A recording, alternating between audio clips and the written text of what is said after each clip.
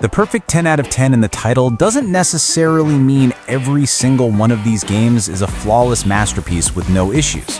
What I mean is that they are perfect for somebody who wants to get into the genre. They're approachable, they have great stories, and they really showcase what makes JRPGs special without overwhelming you right out of the gate. And just so we're clear, this list is in no specific order. They're all just fantastic entry points.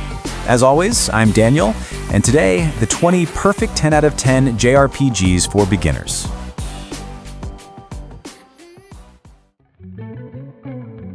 All right, starting off at number 20 is Ys 8 Lacrimosa of Dana. Now this game kind of has a very simple premise. You play as Adal Christum, this adventurer who just has the worst luck with boats, and you get shipwrecked on this massive, supposedly cursed island, which is a typical starting point. Your main job is to find other survivors, build up a little village for everyone to live in, and basically just survive while trying to figure out how to get off this rock. But along the way, you start having these dreams about a mysterious blue-haired girl named Dana, and the whole island's history starts to unravel. This is so perfect for newcomers because it's not turn-based at all. It's a full-on action RPG. You've got a party of 3, and you can swap between them instantly. Each character has a different attack type, slash, strike, or pierce, and you're constantly switching to hit enemy weak points. It just feels so incredibly fast and fluid. There's no waiting around. You're always moving, dodging, and attacking. There's a flash guard system. If you time your dodge or block just right, time slows down and you can just wail on the enemies. And all that great combat is tied into this really compelling loop of exploring the island, finding other castaways who then upgrade your village, and slowly piecing together a really, really cool mystery. This is a series that's been around forever, but you absolutely do not need to have played any of the others to jump in here, which is just so cool, man. And one thing to note, the original PC port for this game was pretty rough. Yeah, it had a lot of problems, but it's been patched up significantly since then, so if you're jumping in now, you're getting a much, much better experience.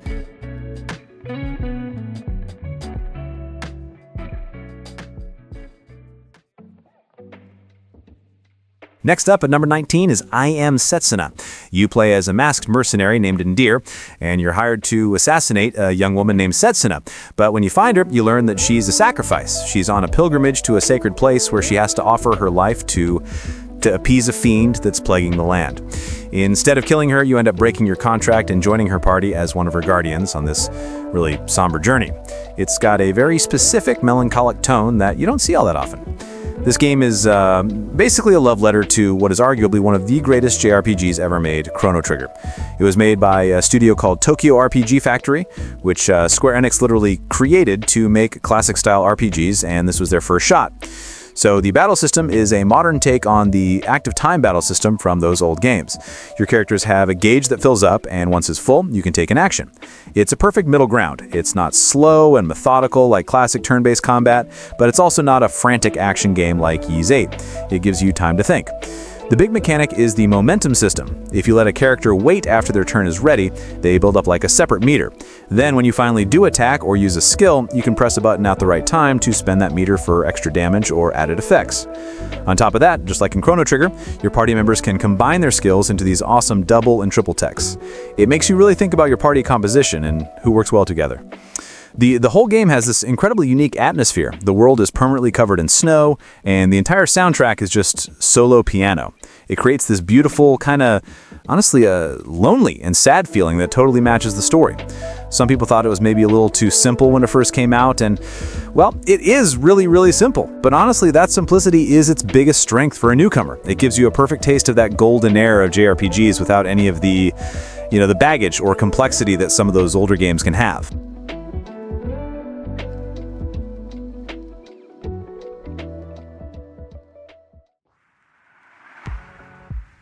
At number 18, we've got Final Fantasy X. Titus. The story here puts you in the shoes of Titus, who's this upbeat star athlete for a futuristic sport called Blitzball. In the middle of a big game, this giant monster made of water called Sin attacks his city, and he gets kind of sucked into a time portal and thrown 1,000 years into the future. He wakes up in the world of Spira, a place that has been terrorized by the same monster, Sin, for a millennium. He quickly meets a young summoner named Yuna, who is about to start a pilgrimage across the entire world to gain the power to defeat Sin, and, well, he just sort of gets swept up in her journey. It's got conditional turn-based system, or CTB. There's no timers, no gauges filling up in real time. You can see the exact turn order for both your party and the enemies right on the screen. It means you can take as long as you want to plan your moves. You can literally put the controller down mid-fight, go do something else, come back, and nothing will have changed. It's pure strategy without any pressure. And the other brilliant thing is that you can, of course, swap your party members in and out on the fly in the middle of a turn, and it doesn't cost you anything, which of course encourages you to use your entire team, which was a total game changer at the time. Progression is handled through something called the sphere grid, which looks a little crazy at first, but each character has their own path on the grid, so it's really hard to mess up your builds early on. The game is also super linear, which I know some people criticize. You're never lost or wondering what to do next. You're just on this incredible road trip with a cast of characters that are fantastic. This was also the first Final Fantasy to have full voice acting, which helps you get attached to the story in a way the older games just couldn't. It's an absolute classic for a reason.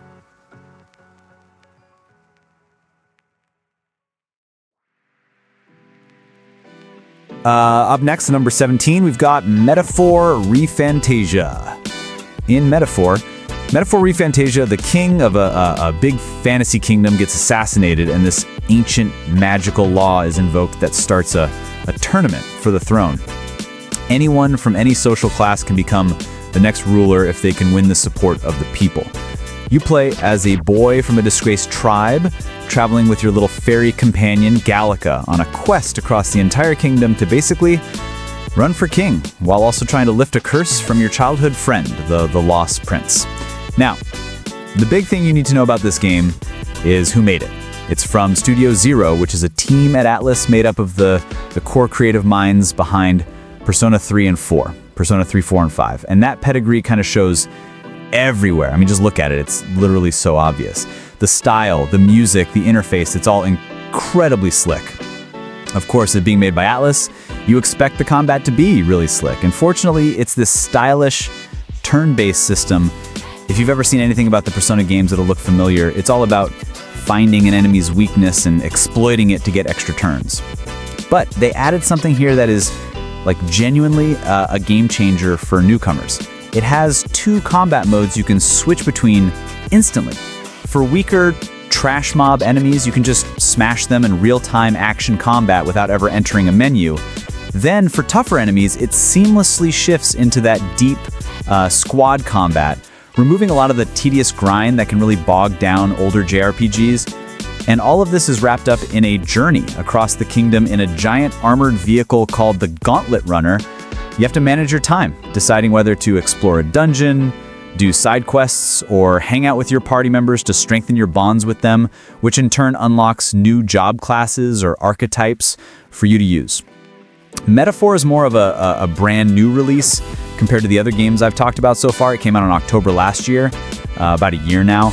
And it absolutely delivers as a perfect modern starting point for anyone curious about the genre. It takes the best social and combat ideas from Persona and puts them in a fantasy setting that's a little more immediately familiar than modern-day Tokyo.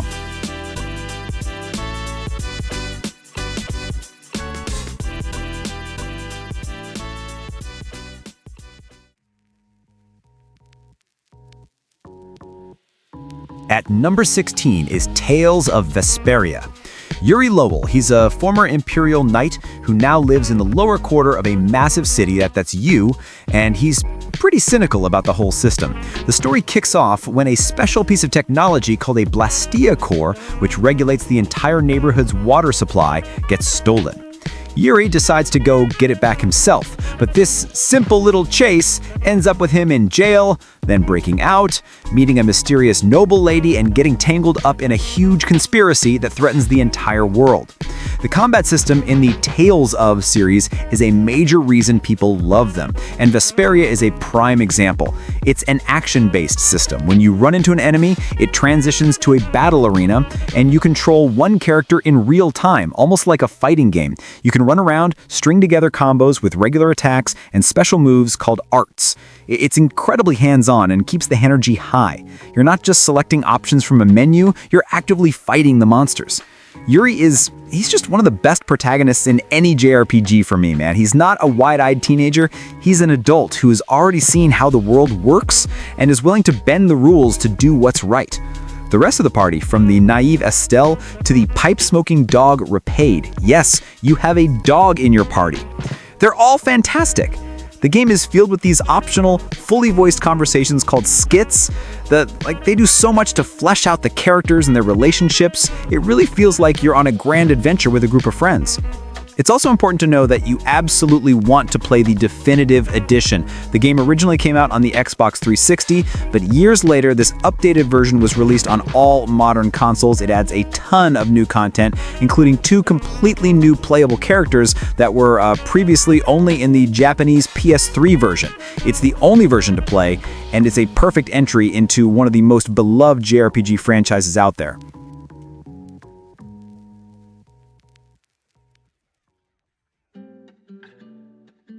Up at number 15 is Ni no Kuni 2, A Revenant Kingdom. Now, if you've watched my videos for a while, you'll know that I have recommended the first game, Ni no Kuni Wrath of the White Witch, a lot. But what I haven't recommended nearly as much is its sequel, Revenant Kingdom. Okay, so the story in this one is just as charming as the first one. You play as Evan, who is a young, half-human, half-cat boy who's about to be crowned king after his father's death. And on the very day of his coronation, a coup happens, and he's forced to flee for his life.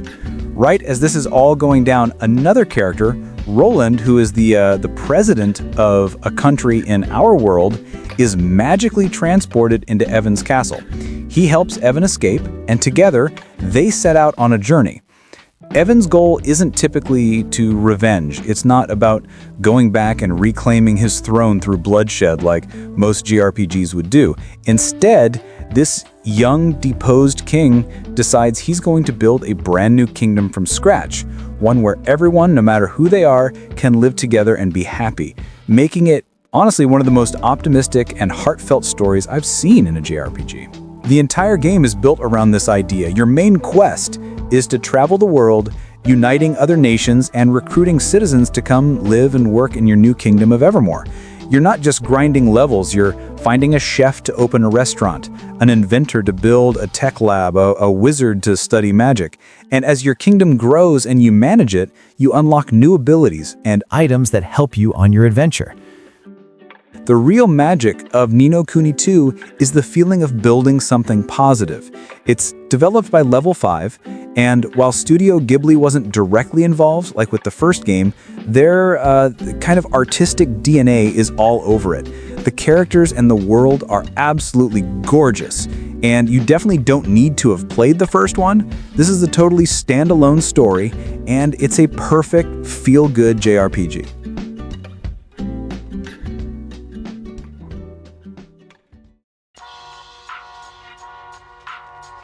So up next, number 14 is Valkyria Chronicles Remastered. World War II, but in a fictional fantasy version of 1930s Europe.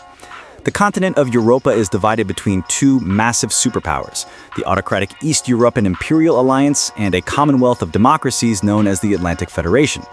You play in the small neutral country of Gallia, which gets invaded by the Empire because it's super rich in a precious resource called Ragnite. The story follows a young university student named Welkin Gunther, who gets forced to join the militia to defend his hometown, and thanks to his unique background, he ends up leading a ragtag platoon called Squad 7. It's a tactical RPG, but with this amazing hybrid system called Blitz. At the start of your turn, you get this top-down strategic map of the battlefield. From there, you spend command points to select one of your soldiers. But the second you select them, the game zooms down behind their shoulder, and you're controlling them directly in third person. You run around the battlefield in real time, take cover behind sandbags, aim your rifle, and take your shot. Once your action is done, you zoom back out to the command map. It is such a brilliant system for a beginner. It has all the strategic depth of a great tactics game, but without the endless static menus. You get the satisfaction of actually executing the plan yourself. The different classes are super easy to understand too. You've got your long-range scouts, your frontline shock troopers, the anti-tank lancers, and so on. And what really makes you care about your squad is the potential system. Every single soldier in your platoon has a unique personality, with likes, dislikes, and little quirks. One character might be a lone wolf and get a power boost when he's far from allies. Another might be allergic to pollen and get their accuracy nerfed if they run through a grassy field. It makes them feel like real people, not just disposable units. The art style is also worth talking about, and what is also worth talking about is that this game also includes all the DLC, making it the definitive way to play this absolute gem.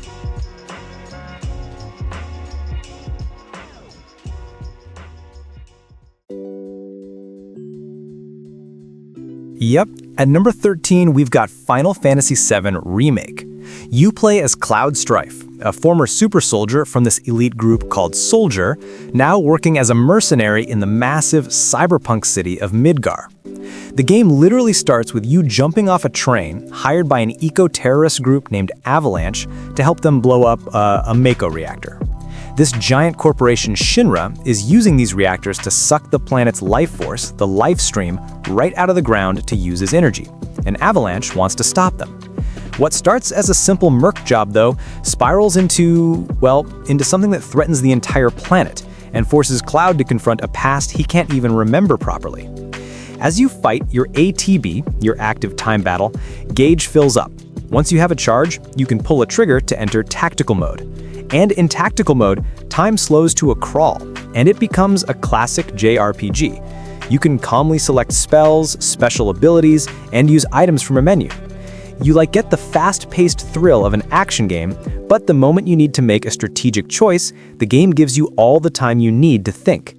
You can also swap between your party members, like the gun-armed Barrett or the martial artist Tifa at the press of a button, and each one plays completely differently. Of course, this is a full-blown remake of one of the most legendary games ever made, and Square Enix went all out. The graphics, the music, the voice acting, it's all absolutely top tier. This game was designed for a new audience. It's important to know, though, that this game is just the first part of the full saga. It only covers the opening act in Midgar. But they've expanded that section so much that it's a massive 40-hour game on its own. It's a phenomenal modern JRPG, from top to bottom.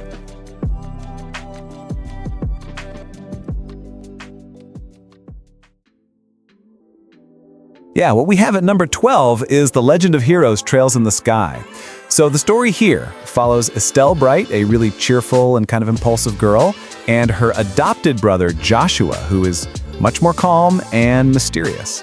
They're the children of a legendary war hero, and they're training to become junior members of the Bracer Guild. It's this organization that basically helps out anyone who needs it, from finding lost kittens to fighting big monsters. Their journey to become full-fledged bracers takes them on a tour across the entire kingdom of Liberal. And just like you predicted, what starts as a simple training mission slowly unravels a huge political conspiracy brewing just beneath the surface. Now, I'm not gonna lie, this game is a slow burn, a very slow burn, and I feel like it's great for a new player. Or if not great, good. Yeah, good for a new player. The combat is turn-based. The really cool part, though, is the turn order bar on the side of the screen.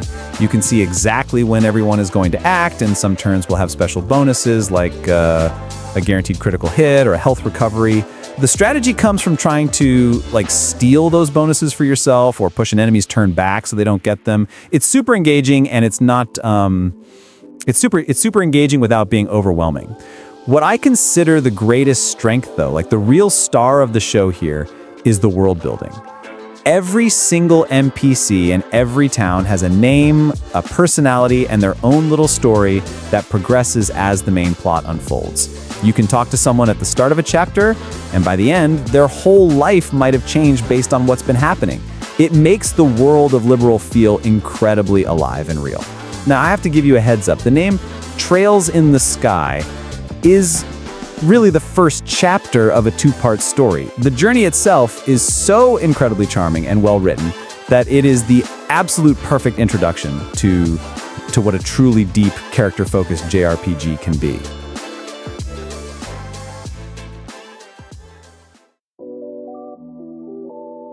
So up at number 11 is Dragon Quest XI's, Echoes of an Elusive Age, Definitive Edition. You are a young man from a quiet little village, and on your 16th birthday, you discover that you're actually the reincarnation of the Luminary, a legendary hero destined to save the world from darkness. You travel to the capital city to report this to the king, expecting, a parade or something. Instead, you get branded the Dark Spawn, thrown in the dungeon, and become the most wanted man in the kingdom. The rest of the game is your journey to evade the forces hunting you, gather a party of just wonderfully charming allies, and uncover the truth behind your destiny. This game is, without a doubt, the single best example of a purely traditional, turn-based JRPG you can play today. There are no hybrid systems, no action commands. You and the enemy take turns hitting each other. You select fight, spell, ability from a menu. It's so pure. And in its simplicity, it finds perfection. The strategy is all about buffing your party, debuffing the enemy, and exploiting elemental weaknesses. The S version, the Definitive Edition, adds so many incredible quality of life features. You can speed up the battles, which makes grinding a non-issue. It has a full orchestral soundtrack that is gorgeous. It has a full 2D mode. At any point in the game, you can choose to play it either in modern 3D, or you can swap to a 16-bit SNES-style version. I hope I pronounced that correctly. It's an incredible feature that lets you experience the adventure in a completely retro way if you want to. If you want to understand the roots of the JRPG genre and see what a classic, no-gimmicks adventure feels like when it's made with a massive modern budget, this is the one, honestly, man.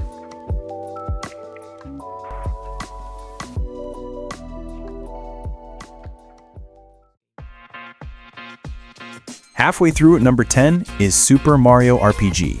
So this is a 2023 remake of the original 1996 classic, and it's a Mario game with a party, turn-based combat, and these things called action commands. As a Mario game, it's extremely accessible even for people who think they might not enjoy turn-based combat. The whole system is built around what the game calls timed hits. It's turn-based, but it's never passive. When you choose to attack, if you press the button again right as Mario's hammer, smacks the Goomba, you'll do extra damage. When an enemy attacks you, if you time a button press right as it lands, you'll block and take way less damage. It keeps you constantly engaged in every single moment of every battle. You're always paying attention, which can be a real hurdle for people trying to get into this genre. The setup starts exactly how you'd think. Mario is off to Bowser's Keep to rescue Peach. But then, a giant living sword named Exor crashes down from the sky, takes over the castle, and shatters the Star Road where everyone's wishes go. So Mario has to team up with new characters and even his arch-nemesis, Bowser, to set things right. The whole game is super straightforward and genuinely funny. It's a gorgeous recreation and the perfect first step into turn-based combat.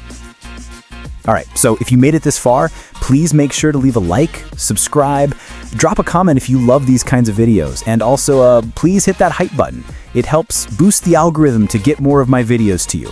I post videos like this frequently, so be sure to subscribe and ring the bell.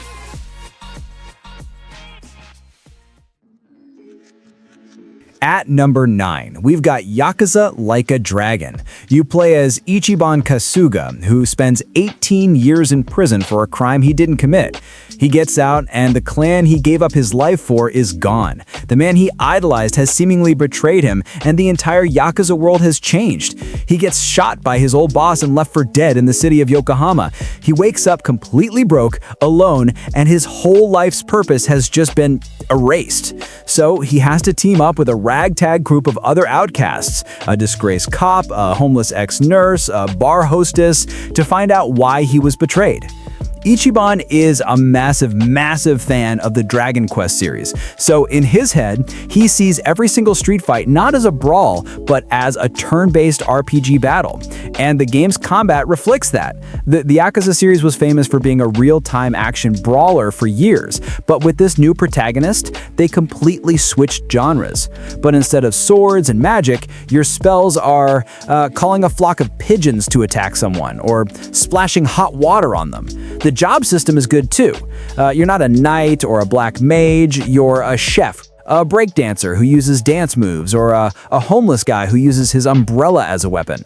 You can even whip out your phone in the middle of a fight to call pound mates, which are basically summons to help you out. It takes all the classic JRPG tropes and filters them through this modern crime drama lens with so much heart and humor.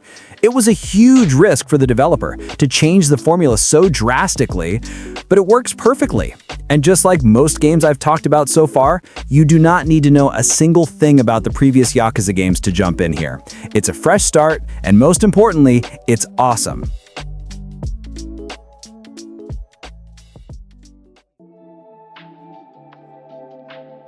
At number 8 is Golden Sun.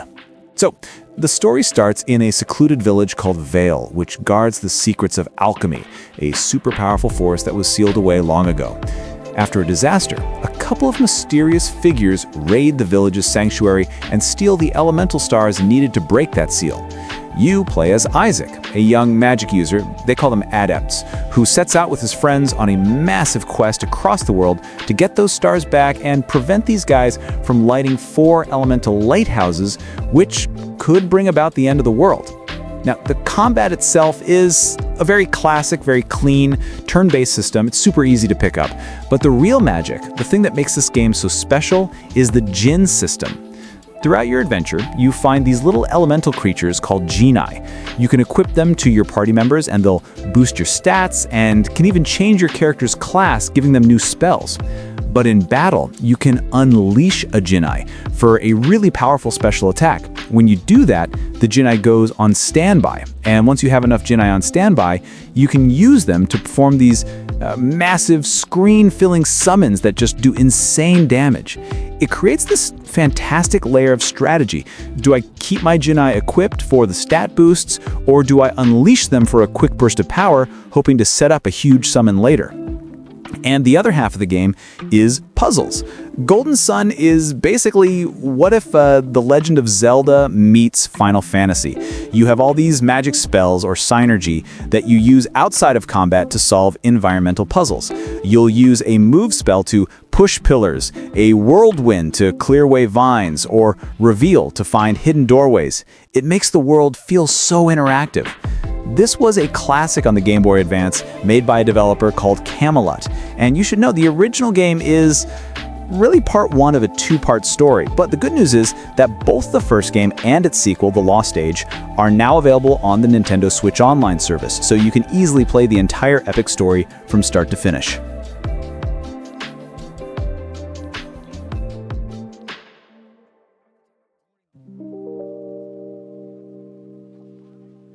So, moving on to number 7, we've got The World Ends With You. This game's original combat system was famously complicated, using both screens at the same time. It was cool, but maybe not for a beginner. The version you want to get is The World Ends With You Final Remix on the Switch. They streamlined the controls to work on a single screen, and it is so much more approachable while keeping all the heart that made the original such a cult classic. It's made by the same team that does Kingdom Hearts, and you can totally feel that creative energy.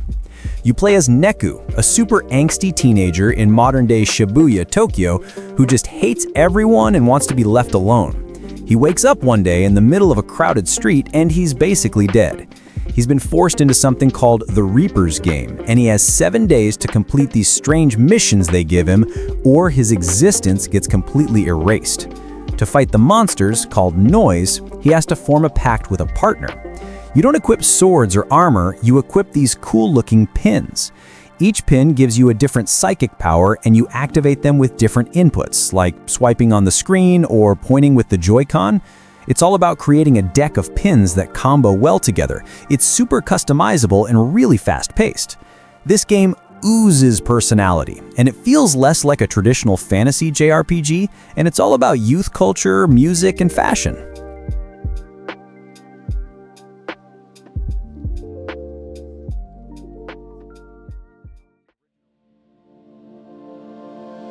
So next up at number 6 is Nier Automata. Humanity has been driven off the Earth by an army of machine life forms created by alien invaders, and they've taken refuge on the moon.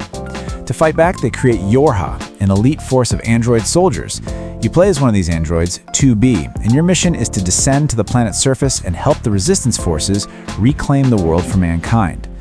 The reason this is on a beginner's list, despite its incredibly deep and philosophical story, is no other reason than the gameplay itself. The combat is smooth, stylish, and just flat-out fun. You're darting around with flawless precision and smooth sequences of quick and powerful strikes. The moment you start playing, it just clicks because the combat feels instantly satisfying and fluid. It's a third-person action game, a top-down twin-stick shooter, and also a 2.5D side-scroller. It never lets you get bored. The RPG side of things comes from plug-in chips, which is a really cool system where you literally install chips into your Android to customize your abilities and your HUD. Now, you've probably heard that you have to beat this game multiple times, and that's true, but not in the way you think. When the credits roll for the first time after you finish Route A, you are not done. It's like finishing chapter 1 of a book. The subsequent playthroughs continue the story from different perspectives and unlock the real narrative, which is just one of the most powerful and thought-provoking stories. It might sound intimidating, but the core action is so good that it will pull you through to see what happens next.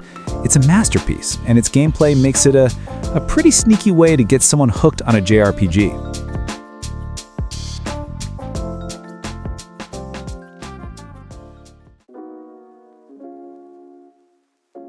Next up at number 5 is Tales of Arise. This is built on the conflict between two worlds. You have the advanced, technologically superior world of Reyna, and for 300 years its people have ruled over the medieval world of Dana, enslaving its populace and draining its natural resources. You play as Alfin, a Danan slave wearing an iron mask who, for some reason, can't feel any pain and has lost his memory.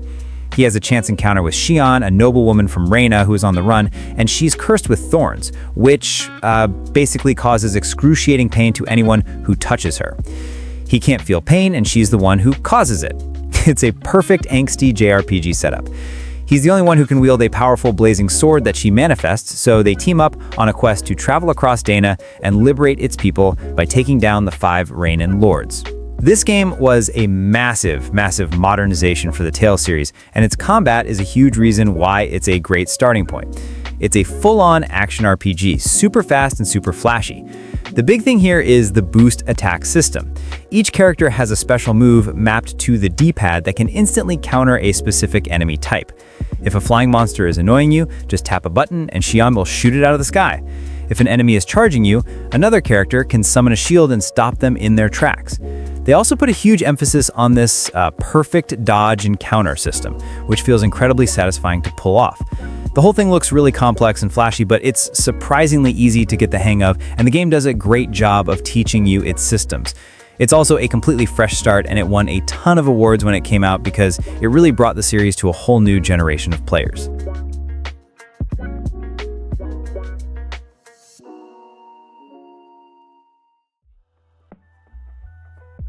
At number 4, we have Persona 4 Golden. This is part murder mystery, part high school life sim. You're the new kid who's just moved from the big city to live with your uncle and cousin in this quiet, kind of foggy little town called Inaba. Shortly after you arrive, a series of bizarre murders start happening, and they seem to be connected to a strange rumor about a midnight channel that appears on TV screens at midnight on rainy nights. You and the new friends you make soon discover that you have the power to actually enter a world inside the television, and you have to rescue the victims who get thrown in there before they're killed by monstrous versions of their inner demons called shadows. The first half is the dungeon crawling RPG. The combat is this super stylish, turn-based system where you summon creatures called personas to fight for you. It's all about exploiting enemy weaknesses. You hit an enemy with an element they're weak to, like fire or ice, and you knock them down and get an extra turn. Knock everyone down and you can unleash a devastating all-out attack. It's an incredibly satisfying loop that makes you feel really smart. The other half of the game is a life simulator. You go to school, you study for exams, you can get part-time jobs, and most importantly, you hang out with your friends. Spending time with your friends and building your relationships, your social links, directly powers you up for the dungeon crawling part of the game. The stronger your friendships are, the stronger the personas you can create are. It's brilliant. It makes you genuinely care about the characters and the story because doing so is the core mechanic. This is an enhanced version for the PlayStation Vita game that added a ton of new content, a new character, and an entire extra semester of gameplay. Thankfully, it's now been ported to all modern consoles. It's one of the most beloved JRPGs of all time for a reason, and it's a perfect entry point because the story of friendship is so compelling it'll teach you to love the genre.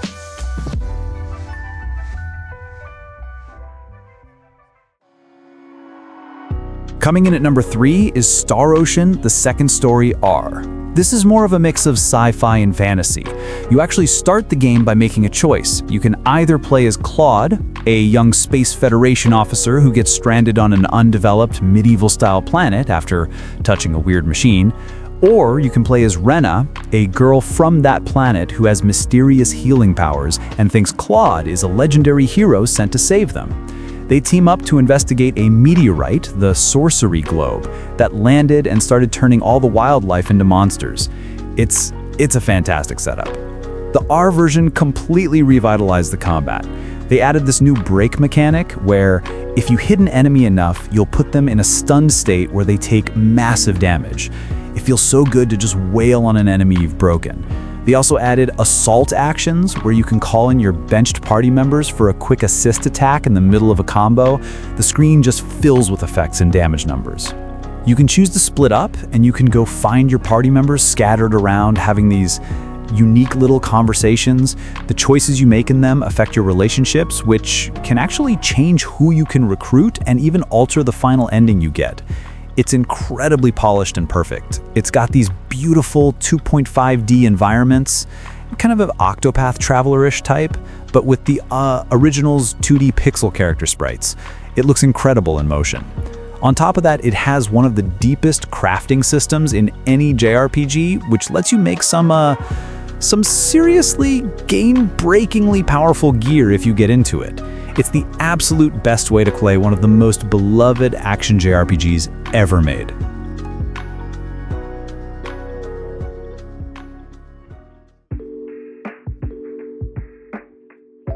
So we've got another Persona game up at number 2, which is Persona 5 Royal.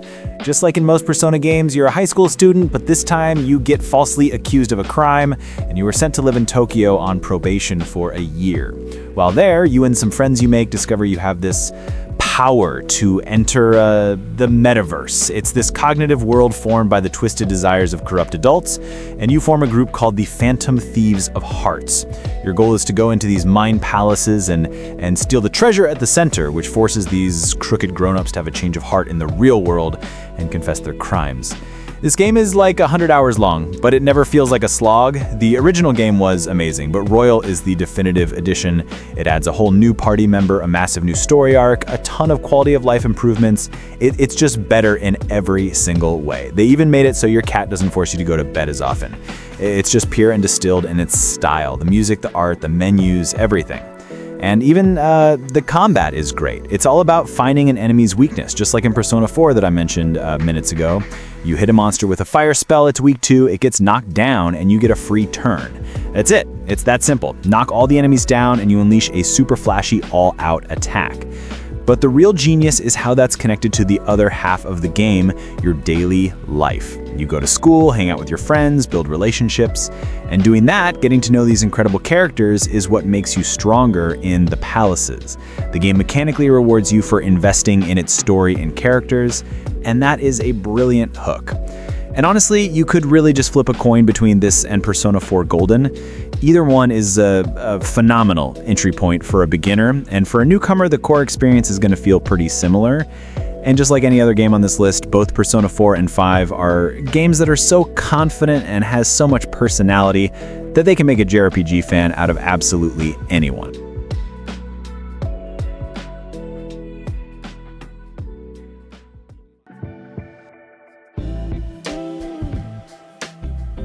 And finally at number 1 is Chrono Trigger. So, the story starts out so simple. You're a kid named Chrono, it's the day of the big millennial fair in your town, and you bump into this energetic girl named Marley.